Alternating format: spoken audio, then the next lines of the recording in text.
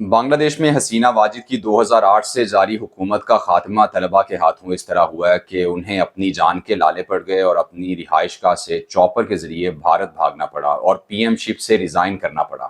حکمرانوں کا یہ وتیرہ رہا ہے کہ جب وہ اقتدار میں ہوتے ہیں تو انہیں لگتا ہے کہ وہ کچھ بھی کر سکتے ہیں، کوئی انہیں پوچھنے والا نہیں ہے۔ وہ حکمرانی کی طاقت کو تو سمجھتے ہیں، اس کے نشے میں رہتے ہیں، لیکن عوام کی طاقت کو سمجھنے سے ہمیشہ ہی قاصر رہتے ہیں۔ حکومت کے خاتمے کی خبر تو آپ نے سن لی ہوگی، لیکن آپ دیکھیے کہ بظاہر ایک معمولی سے مطالبے کو لے کر اگر عوام یہ فیصلہ کر لیں کہ ہمیں اپنا حق چاہیے تو پھر کیا کچھ ہو جاتا ہے۔ یہ تنازع شروع ہوا 2018 میں سرکاری نوکریوں میں کوٹا سسٹم کو لے کر۔ بنگلہ دیش کے طالب علموں نے یہ مطالبہ کیا کہ جو سرکاری نوکریوں میں 30% کوٹا فریڈم فائٹرز کے بچوں کے لیے رکھا گیا اسے ختم کیا جائے، انہیں بھی ہماری طرح میرٹ پر آنا چاہیے۔ یہ فریڈم فائٹرز وہ لوگ تھے جنہوں نے پاکستان کے خلاف لڑ کر بنگلہ دیش بنایا تھا۔ پہلی بار یہ احتجاج 2018 میں ہوا تھا، جب چونکہ الیکشن ہونے والے تھے تو ایسے وقت میں سیاستدانوں کو جھکنا پڑتا ہے،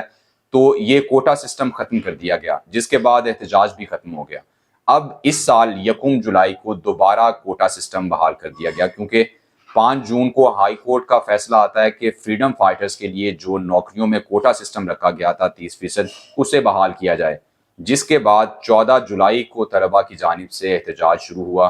اب چونکہ ایک تو 2018 سے ایک طویل اقتدار کا نشہ تھا اور ابھی حالیہ الیکشن میں بھی کامیابی مل چکی تھی، تو وزیر اعظم حسینہ واجد صاحبہ اس بار یہ مطالبہ ماننے سے نہ صرف انکاری ہو گئیں بلکہ الٹا طاقت کا استعمال شروع کر دیا۔ پہلے 130 طلباء مارے گئے، جس کے بعد سپریم کورٹ نے یہ فیصلہ دیا کہ اس کوٹا سسٹم کو 30% سے کم کر کے 5% کر دیا جاتا ہے۔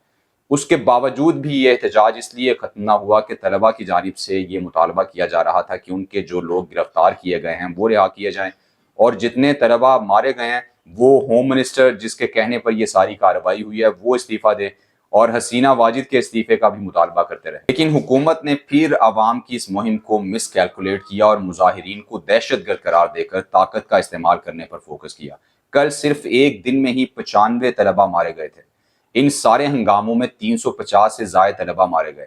آج جب عوام کی بڑی تعداد باہر نکل آئی اور پرائم منسٹر ہاؤس تک پہنچ گئی تو تب حسینہ واجد کو وہاں سے بھاگنا پڑا اور ریزائن بھی کرنا پڑا۔ بظاہر پاکستان جیسے ملک میں ایک معمولی سی بات لگتی ہے کہ کوٹا سسٹم پر، یعنی صرف ایک مطالبے پر فریڈم فائٹرز کو دیا جانے والا یہ کوٹا ختم کیا جائے، اس پر پوری کی پوری گورنمنٹ کو لپیٹ دیا گیا ہے۔ یہ ہے عوام کی طاقت، لیکن صرف تب جب عوام سیاستدانوں کے پٹھو نہ بنے ہوئے ہوں، ان کے سیاسی مفادات کی بھینٹ نہ چڑھ رہے ہوں، بلکہ اپنے حق کے لیے خود آواز اٹھانے کے قابل ہوں۔